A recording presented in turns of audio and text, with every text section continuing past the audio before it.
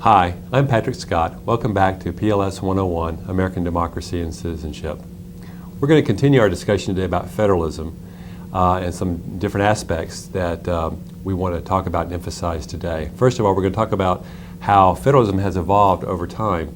And so we'll go back to the early days in terms of how the founders of our country viewed federalism and how the concept of federalism has evolved since then. The founders came away with different views of what federalism should really mean. After all, we had just created a brand new form of government, and the founding fathers really didn't know exactly what was likely to happen in terms of how our system would evolve and the relationships between the national versus the state governments. There were some, like Hamilton, who looked at federalism to mean a system where the national government was supreme. Hamilton thought that we had to have a strong national government, it should be superior, and should be the leading force, and that its powers were to be broadly construed. What he was arguing for essentially was something that the text calls nation-centered federalism. He was, of course, a Federalist in terms of his political party affiliation. Thomas Jefferson, by contrast, thought that the federal government should have very limited powers. He argued more for power residing at the state level. He was calling for and articulating something more along the lines of something called a state-centered form of federalism. After all, he was an anti-federalist, so the term anti-federalist goes hand in hand with state-centered federalism. And again, state-centered federalism is sort of like the idea of a confederation. It's a little bit stronger than a confederation in terms of the national government, but not much more than that. So we had, back when we had the debate between the Federalist versus the Anti-Federalist, when they were talking about the relative power of the national government, there was that debate between nation-centered federalism versus state-centered federalism. Well, so how did those views play out, and which prevailed over time? One of the first and most important decisions came in 1819 with the Supreme Court decision in McCulloch versus Maryland. As you may recall in our discussion on the Constitution, this involved basically two issues. The first issue was, does Congress have the right to establish a national bank? And the second issue was, does Maryland, the state of Maryland, have the right to tax a branch of this bank if that bank is on Maryland soil? And so essentially, McCulloch versus Maryland was a very important court case because the Supreme Court decided then that, first of all, as you may remember, it affirmed the legitimacy of implied powers. Chief Justice John Marshall said that Congress did have the right to establish a national bank because the national bank would be part of the implied powers that goes along with Congress's responsibility to regulate commerce and thereby the economy. The second component of this, and this is why it's also a very important court case, and we talk about it in the context of federalism, involves the issue of Maryland. Did Maryland have the right to tax an entity of this federal government? And in this case, the Supreme Court said that Maryland did not have the right to tax this branch because it would set the states up as being more powerful than the national government. So one of the importance of McCulloch versus Maryland was that it not only expanded the powers of Congress through implied powers, but it also affirmed the supremacy of the federal government over the states. So this case was a very important case early on in terms of establishing the legitimacy of the national government, and it also was a case that affirmed the idea of a nation-centered federalism over a state-centered federalism. Okay. Now, during the 1800s, our country was trying to figure out the balance between the power of the federal government and the power of the states. And then, interestingly, in early 1800s, 1824, there was another important court case called Gibbons versus Ogden. And basically, the Supreme Court said that the state of New York did not have the right to pass a law that gave a monopoly to a company in New York. Basically, it dealt with a shipping company in New York, a monopoly, shipping goods between New York and New Jersey, because basically that became a matter of interstate commerce. And the Supreme Court in Gibbons versus Ogden said essentially that state law was unconstitutional because it should be Congress and thereby the national government that's responsible for carrying out and governing matters of interstate commerce and not at the state level. So we see through Gibbons versus Ogden and also through McCulloch versus Maryland how these two cases help to affirm the supremacy of the national government over the states. But nonetheless, let's not forget though, there was still a very strong anti-federalist sentiment throughout our country during that time. And even today, we still see a very strong underlying anti-federalist sentiment. Even today, there are a lot of people today who believe very strongly along the lines of Thomas Jefferson of limited government at the national level and more power at the state and local level. Okay, so again, that's an undercurrent that runs through our blood as a political system.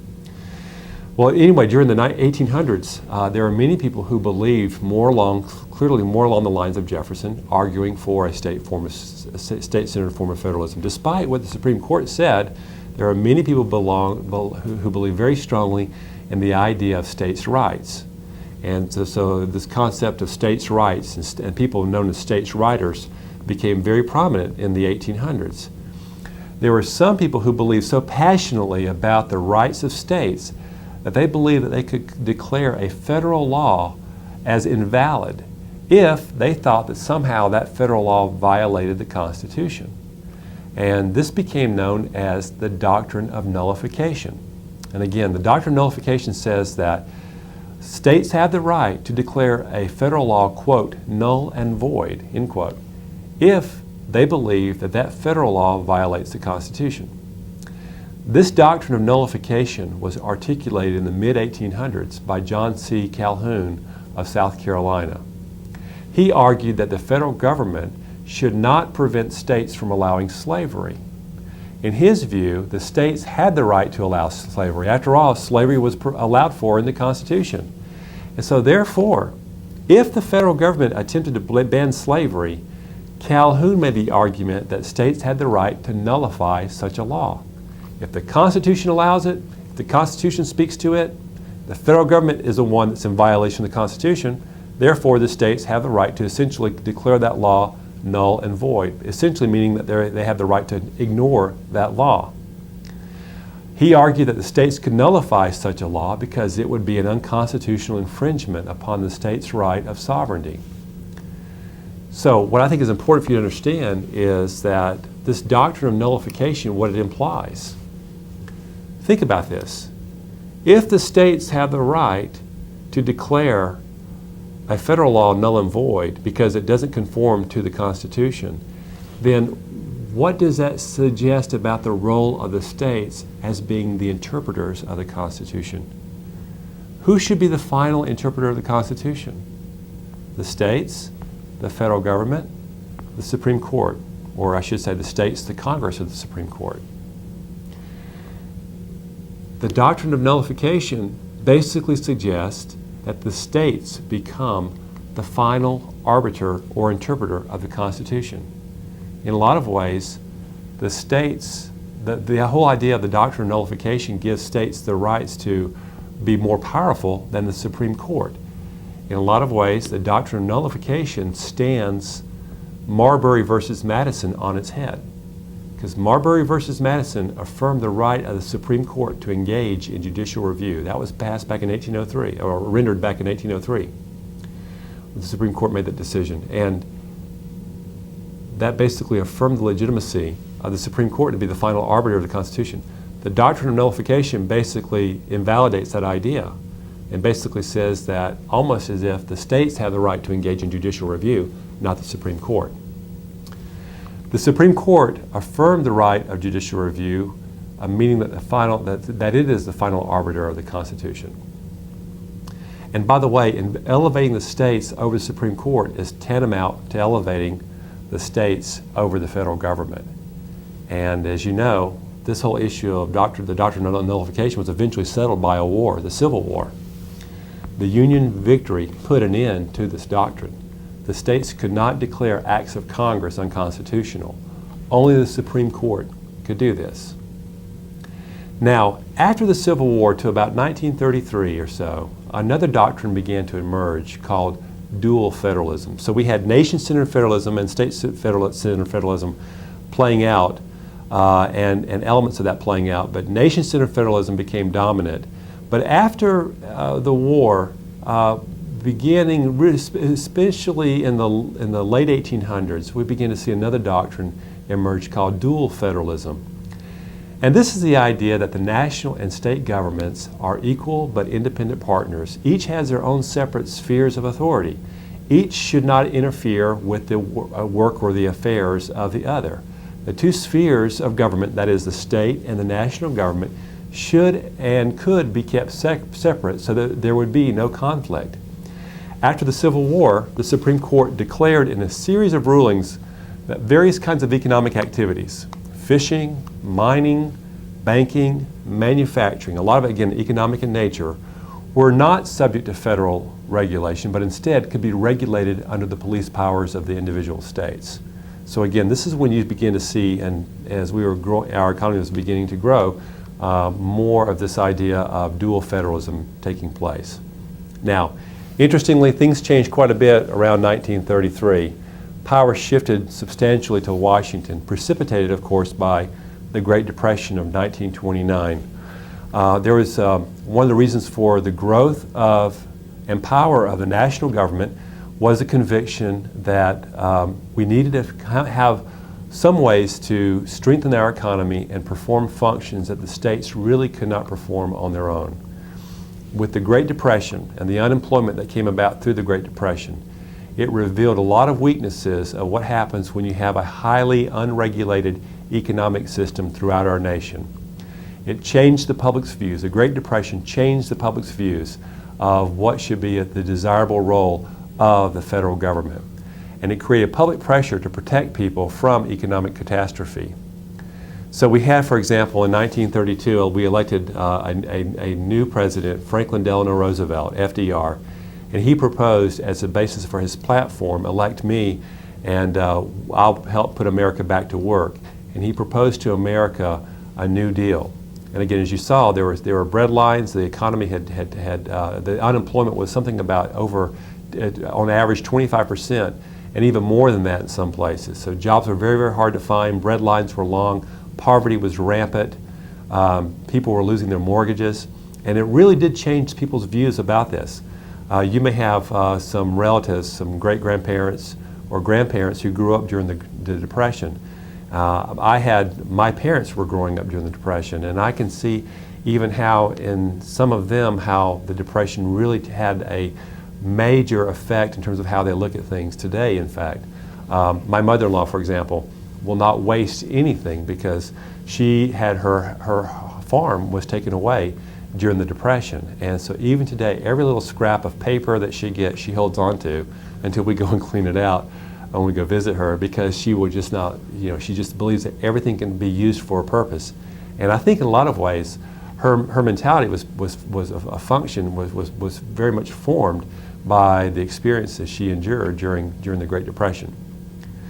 But under the New Deal, Franklin Delano Roosevelt basically said that if you elect me, I will provide a new deal to the people. And under that set of programs, he set up a Social Security system that we still have today, unemployment insurance, a welfare system, whereby the federal and the state governments worked jointly together.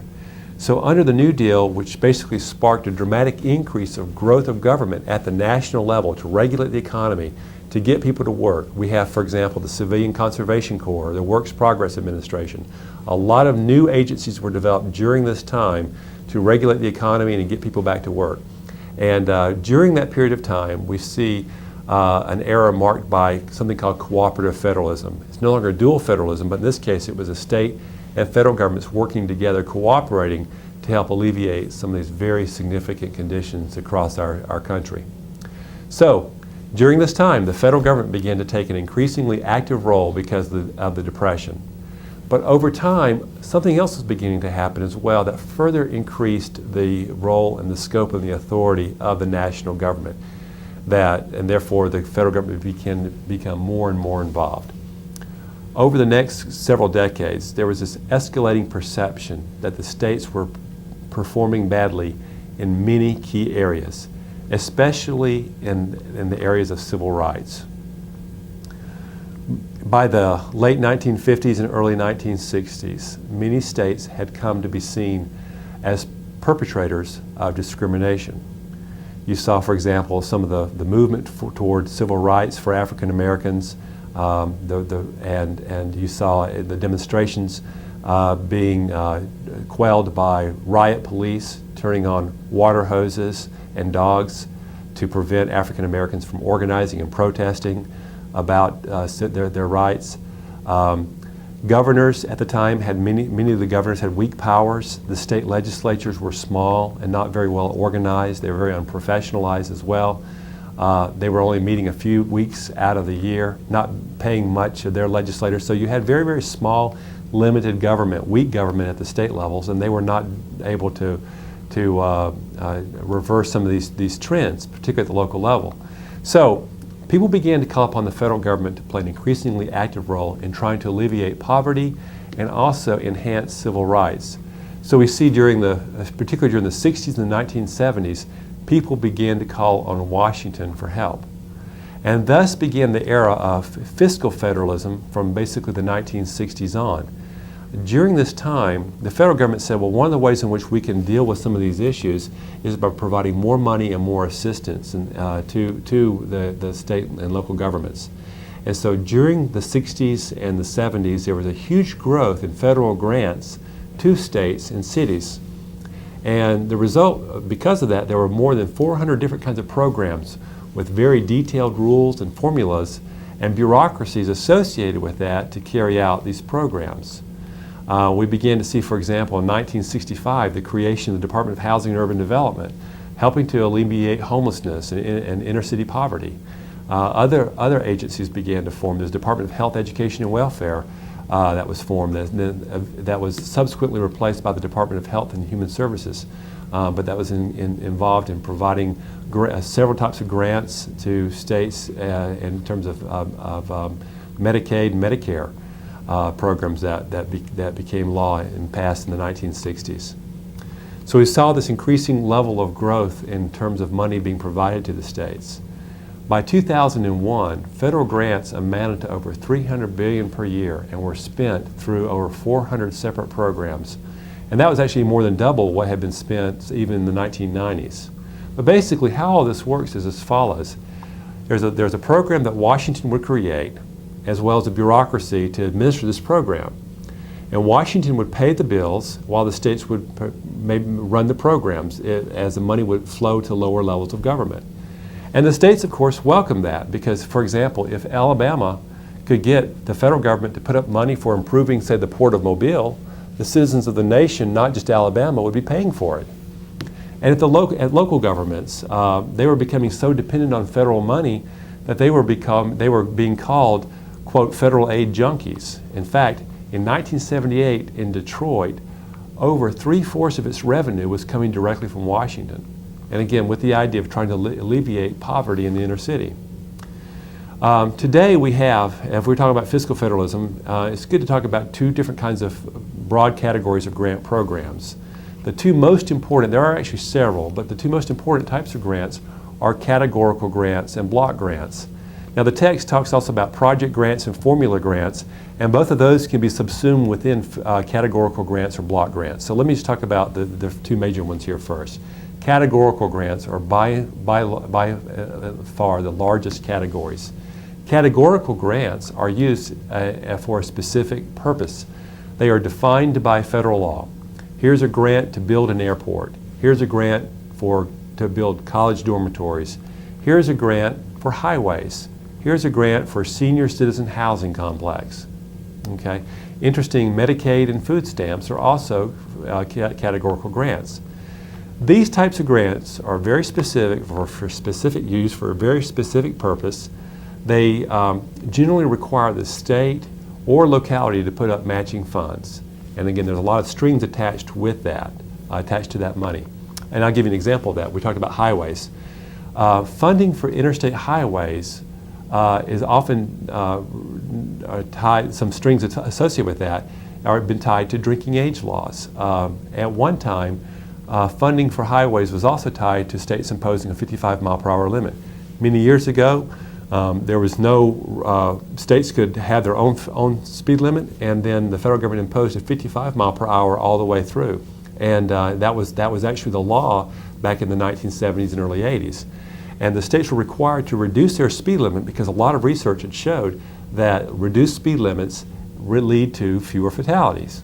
And so all the states were mandated to lower their speed limits to 55 miles per hour. And the way the federal government required that for the states was saying, if you don't conform to this, we're going to take away your highway funds. So you see how the funding was tied. There's some strings attached to that funding. And then back in the 90s, there was another issue related to highway funding, that was drinking age. The federal government required all states to raise their minimum age from 18 to 21. And they said to the states, if you choose not to, then we're going to take away your highway funds.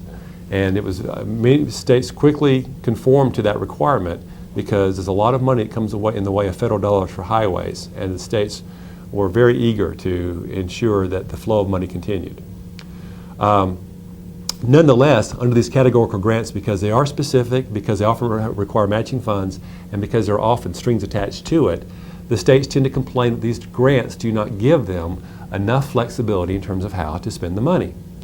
So, because of that, in response to these concerns, there's been a shift toward block grants. And this is essentially where a block grant is when you consolidate several categorical grants into one that's more general in nature. And a very famous one, for example, that's administered by the Department of Housing and Urban Development is something called the Community Development Block Grant, CDBG. But it may be community development, healthcare, social services, but again, the CDBG, the Community Development Block Grant, is a very famous example of a block grant. And basically, what the block grants do is it gives the cities and states more flexibility in terms of how they spend the money. Instead of saying we're going to be using this for a specific purpose, we're going to be doing this in terms of community development. Community development may mean a senior citizen center. It might mean a new recreation center for young people. It might mean a new park or anything like that in the name of community development. So the idea behind the block grants was to give states and local governments more flexibility. There are still requirements attached to it, but still more flexibility in terms of how they spent that money. So the states, of course, welcome that. And with the move toward devolution, I mentioned 1994 is a good example of the contract with America and the emphasis on devolution of responsibilities from the federal to the state governments. That whole idea of devolution goes hand in hand with this idea of the rise of block grants. Block grants and devolution go hand in hand. You've got more state responsibilities, more things being performed at the state and local level. Give them more flexibility at the same time by having more and more block grants. So those two, the number and rise of block grants increased in proportion to the emphasis on devolution. But nonetheless, I will also say, so that we keep things in perspective here, that categorical grants are still by far the much larger category of grants in which the federal government administers aid to state and local governments. So we've got categorical grants, we've got block grants. The two others I wanted to mention to you that's worth talking about just briefly here is the idea of project grants and formula grants. Project grants can be subsumed specifically within a categorical or block grants, but basically it's for a specific project. So you can apply for CDBG funds for a specific project. And so you're saying, I want to use this grant for this project, and you make an application for it. The state or local government will make an application for that. and then the federal government will say, yes, this will fit under CDBG guidelines, and so therefore you can use it for that purpose, but it's tied to a specific project. And then a formula grant is something that is tied to basically a set of formulas or indices or variables that may change from one locale to the other, and the money you get is based upon these kinds of variables. And let me give you an example of a formula grant. For a long time, there was something called general revenue sharing, and general revenue sharing is no longer in place, but it was basically money given to to cities that were basically, they didn't have to apply for, it's just money that the federal government, a pot of money that the federal government gave to the cities. And it ranked order the cities from poorest to the wealthiest. And essentially, the poorest cities got more per capita than the wealthier cities. And the reason why is because it said, we look at various conditions of your city. We look at things about, for example, your housing. What's the quality of your housing in your city? What's the average age of your housing stock? How dilapidated is your housing? What's the percentage of people in your city that are homeless? What's your homeless population? What are the percentage of children who are in schools who are receiving free and reduced lunch and part of that program? So they look at measures of poverty and the other kinds of things, and then based upon these natural, these naturally occurring statistics, cities would get a certain amount of money. Poor cities getting more than the wealthier cities. It was a program that was popular, of course, for many cities, but it also generated a lot of controversy. A lot of mayors fought over these kinds of things because some mayors would say, we're not getting enough money from the federal government because you're not factoring in certain conditions of our city that ought to be part of this formula. And so there's a lot of intense political debate that took place over the general revenue sharing. Reagan, interestingly, Nixon started the program. Reagan got rid of the program because he just thought it made the cities too dependent upon the federal government. But nonetheless, I bring that up because even this program that we don't use now, it embodied that idea of a formula concept. And we do have some other grants that are part of categorical grants and part of block grants that employ a kind of formula like that as a basis for the application. So those are the different kinds of grants that we do have. Now, I would also say too, was interestingly in terms of recent changes in welfare reform, as you may go back to President Clinton, he said that we're going to end welfare as we know it.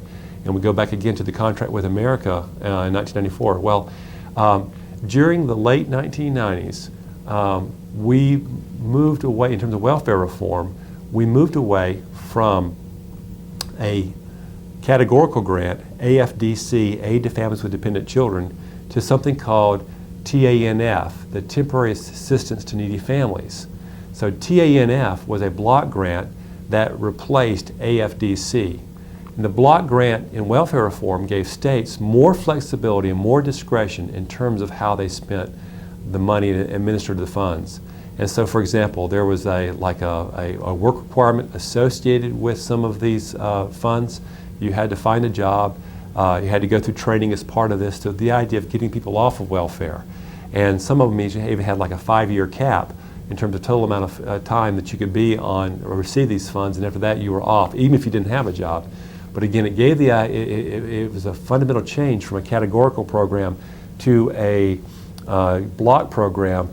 And it was a good example of that idea of devolution in play, giving the states more responsibility and more flexibility and moving a major categorical program to a block grant kind of format.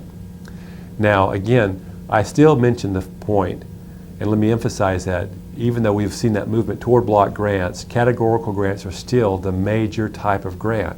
And the reason why is because there are clearly identifiable clients and interest groups that are tied to these grants.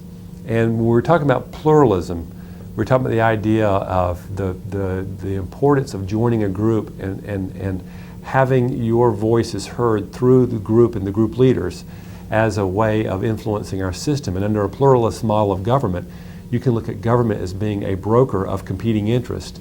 And so when you have clearly identifiable clients who are expressing a desire for these funds and wanting to curry their political favor, then that goes part and parcel with a categorical grant. So in other words, categorical grants are still very, very powerful because we have a dominant pluralist system in our government. And as long as we have a dominant pluralist system in our government, categorical grants will always be stronger and probably more dominant than the block grants would be as well, because they tend to go hand in hand.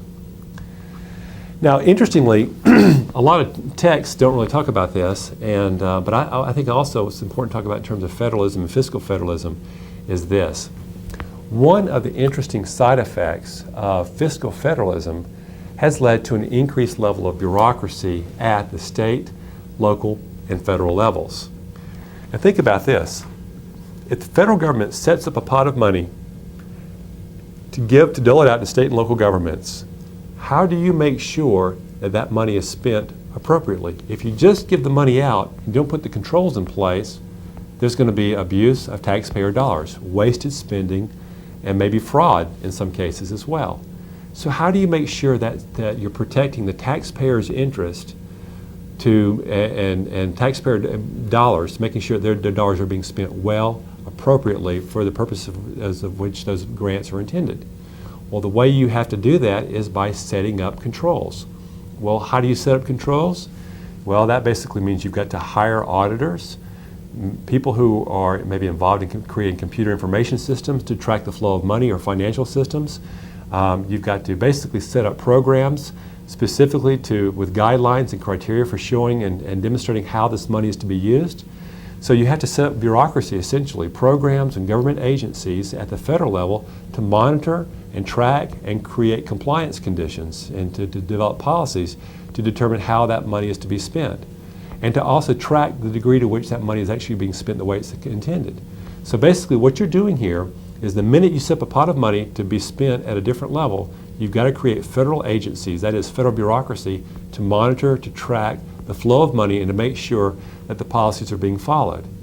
Well, then that money goes from the federal government to the states. What happens at the state level? The very same thing. You're going to have to create bureaucracy at the state level as well to basically monitor the flow of funds to, say, local governments, to set up compliance conditions, to track the funds, to make sure it's being spent appropriately. So you hire accountants, auditors, computer information system specialists, financial management specialists, financial systems analysts, excuse me, all sorts of different individuals and programs and agencies designed to track this flow of funds. And then at the local level, the recipients, they've got to hire people who are able to spend the money the appropriate way, to document their compliance with it, to send reports back up to the state capital, Jefferson City, or to Washington, D.C., to demonstrate how they have complied with the requirements of the grant. So what I'm trying to suggest to you is what you're doing here is you're setting up bureaucracy at every single step of the process. You're increasing bureaucracy at the federal level, you're increasing bureaucracy at the state and the local level. And so because of that, all the compliance officials and everything else, you've got to do that. In the process, the cumulative effect of that is more bureaucracy and more red tape. A lot of people complain about big bureaucracy and big red tape. Well, a big source of the bureaucracy and the red tape that we see at the state and federal level is because of these grant programs. Well-intentioned programs that are designed to help alleviate poverty. Unfortunately, if you don't follow the money and track the money through bureaucracy, then you're going to have abuse of that money. And so in a lot of ways you can see that as being abusive and wasteful spending, but if you don't have anyone to track the money, you're definitely, I can guarantee you that that money will not be spent for the intended purposes. As I've heard one famous scholar say about red tape, one person's red tape is somebody else's treasured procedural safeguard. One person's red tape is somebody else's accountability system built into place. So I know a lot of times people blame big government and big bureaucracy and all this red tape that they may see, but I want you to understand that bureaucracy and red tape really has a purpose. And to the extent that you have more abuse of how money is spent, what that suggests, ironically enough, is more red tape, if you will, more bureaucracy to track and make sure that money is spent appropriately. The other alternative is to have no money being spent in those areas at all, but then if you don't have money being spent in these areas, what does that do? It exacerbates the conditions, maybe of poverty or other kinds of economic conditions for which those grants were intended to begin with. So I just want you to understand that that's a very interesting side effect of fiscal federalism. The minute you have well-intentioned ideas that get implemented, you've got to have bureaucracy and red tape to go along with that. Okay, there are a few other concepts I want to talk about, and then we'll wrap up our discussion on federalism. There have been several scholars that have looked at federalism, and they've come up with different kinds of analogies and ways of looking at federalism. And I've heard federalism described as a marble cake, a layer cake, a picket fence. Let me just describe to you some of these ideas and what we mean by that. The very simplest is this idea of a layer cake. A layer cake, as you know, in terms of how it looks, you've got maybe three different levels. You've got the local level, you've got the state level, and the federal level. And to some scholars, our system of federalism looks like a layer cake with three different levels and basically very, very clear distinctions and functions among all the levels. Some people have made the argument that, no, that's not a very good model of looking at federalism. Instead, we should look at federalism as a series of picket fences. And the idea behind that is that if with think about what a picket fence looks like. You've got the vertical and the horizontal. And the vertical would be the different levels of government, the federal, state, and local, but the horizontal would be different kinds of policy areas. And so you've got one policy for one slat, another policy the other slat. But the idea of that there being a lot of intermingling among the different levels across different kinds of programs in terms of intergovernmental relations.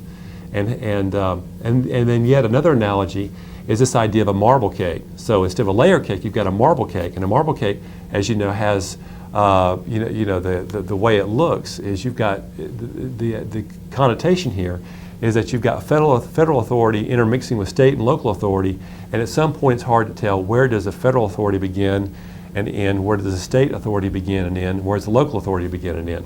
And I'll give you an example of that. Let's say you have a teacher who is basically working in a Head Start program. Now that teacher may be working for a local school district and paid for by local school district funds, but that person's salary might be supplemented by the state government and the federal government. The federal government may actually have some kind of special program designed for enhancing teachers and training teachers in terms of Head Start education.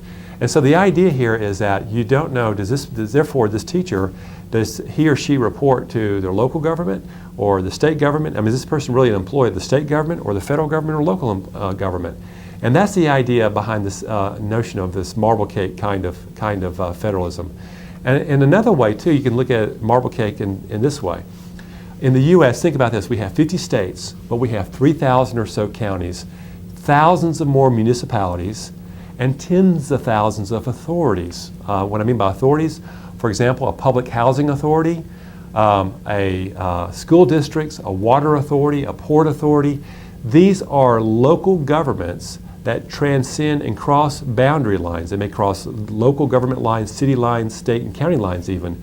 And all of these authorities may have some say or control over what you do. The school district in Springfield School District is like this as well. There are taxes that go along with that, and it has a right, you're paying taxes to the school district. But you have these local authorities, you have, again, the counties, you have the states, you have the federal government, and so because of this whole variety, in a lot of ways, they're intermingled in terms of their functions and their requirements and their activities, and so all of these have some kind of control over what you say or what you do. I shouldn't say some what you say, but it has some control or some say over what you do. And so the idea here is that sovereignty is shared broadly across all these kinds of overlapping districts of government. And so that's the idea here of sort of why I think perhaps federalism is very adequately described according to this kind of marble cake kind of theory. It's not some neatly layered kind of thing where you have different levels, but actually a lot of intermingling and shared and overlapping functions that are performed at each level. Another important thing to understand in terms of federalism is an idea called unfunded mandates. An unfunded mandate is almost self-explanatory. This is basically where the federal government passes laws requiring the states to do a certain thing or certain kind of activity, but does not provide the adequate money for them to do it. A very famous example of this would be the Americans with Disabilities Act of 1990. This act passed by Congress required businesses and state and local governments to provide those who are physically challenged with equal access to services, to employment, access to buildings and transportation systems. So, for example, city buses must now be accessible to those who are disabled, such as by providing wheelchair lifts. You have to make sure, for example, I remember seeing throughout the time here in Missouri State, a massive undertaking of some capital improvements and refurbishing of old buildings. And one of the things that I remember seeing even here on campus is how the Missouri State, under the requirement of the ADA, putting in elevators, new elevators in some old buildings where before there were only stairs, they were putting in elevators to do this. And it's interesting because before the ADA in some old campus buildings, it's kind of interesting what different universities would used to do. And I remember, for example, when I was obtaining my master's degree from the University of Georgia, my department was in a very old building. It's one of the oldest buildings on campus, a very stately kind of building, a beautiful building, but it had no elevators in it. It just had stairs going up and down. It's about a 4 or 5 story building. And for people who were in wheelchairs, how did they get to camp? How did they get to class? Back then, what they would do is hire student workers to basically transport people in wheelchairs up and down the stairs. Because in their view at the time, that was cheaper than building elevators. I mean, despite the sense of loss of some dignity, I guess, on the part of those who were in the wheelchair, but it was just, I remember seeing people going up and down, carrying 4 people carrying a person in a wheelchair up and down stairs. And I remember thinking about how much that contrasts so much with the ADA requirements of today. And of course, with the University of Georgia, they have put elevators since that time, in that particular building. But again, unfunded mandates, a lot of that was a good example because many states and local governments were required to provide these kinds of accommodations, but Congress was not providing the money to back it up in terms of helping them. A more recent example that some people consider to be an unfunded mandate is this idea that came about in educational policy under George W. Bush administration called No Child Left Behind. And under No Child Left Behind, requiring states to provide, to hold them accountable for making sure that children with struggling, provide them additional resources to help bring them up so that no one would be left behind in the cracks, so to speak. A lot of people thought that some of the requirements under No Child Left Behind was tantamount to an unfunded mandate because the federal government, the Department of Education, would mandate certain requirements on schools, for example, making adequate yearly progress, a term called AYP, and withdraw funds or suspend funds for those schools if the schools could not demonstrate that those students who were behind were not making adequate yearly progress. And a lot of the school districts began to complain, saying they needed so much more money to help some of the students, particularly those who have special needs, to bring them up to a certain level of thresholds of performance. And whereas the federal government would say, I'm sorry, this is all the money that you're going to get. So I remember seeing with the No Child Left Behind, a lot of controversy and frustration among state and local officials, citing that one as an example of an unfunded mandate. Again, because of the unfunded mandates, there have been complaints about that. Congress did pass in 1995 the Unfunded Mandates Reform Act. And basically what it said was that any new mandates must have the money to go along with it. But again, sometimes it still hasn't been forthcoming in terms of those mandates. The money has not been forthcoming. What I think is interesting, and this pretty much sums up our discussion on federalism, but before we go away, what I'd like for you to think about, and I think this is a very useful exercise, is this. What if we were to go back to the days of the Articles of Confederation? What if we had decided that instead of having a federal system or a unitary system, we would have continued on with the Articles of Confederation, we would have had a confederal system where we allowed basically all the power to reside with the states.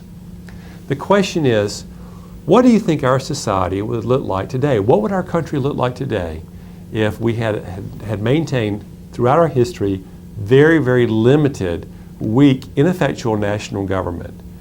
Would it be a better place to live today? Would it be better than perhaps what some people say today is a very big and intrusive federal government? Because the story, as it evolved, showed that the federal government became greater in size and scope and authority and responsibility and sovereignty than the states did. The states are still very powerful. The states still have the 10th Amendment, but the states, by contrast, are much weaker than the federal government. What if we had never had that growth of the federal government, but instead growth of the states? What would have happened? Would we have had perhaps some states having formal alliances with different countries overseas? It's just interesting to see. Will we have different currency from one country to another? It'd just be interesting from one state to another. It'd just be very interesting to see how our system might look very different from that.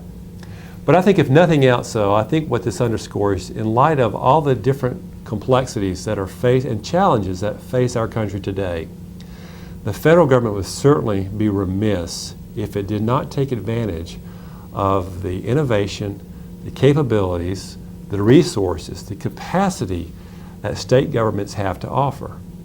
In many cases, there are certainly many responsibilities that the federal government could turn over to the states.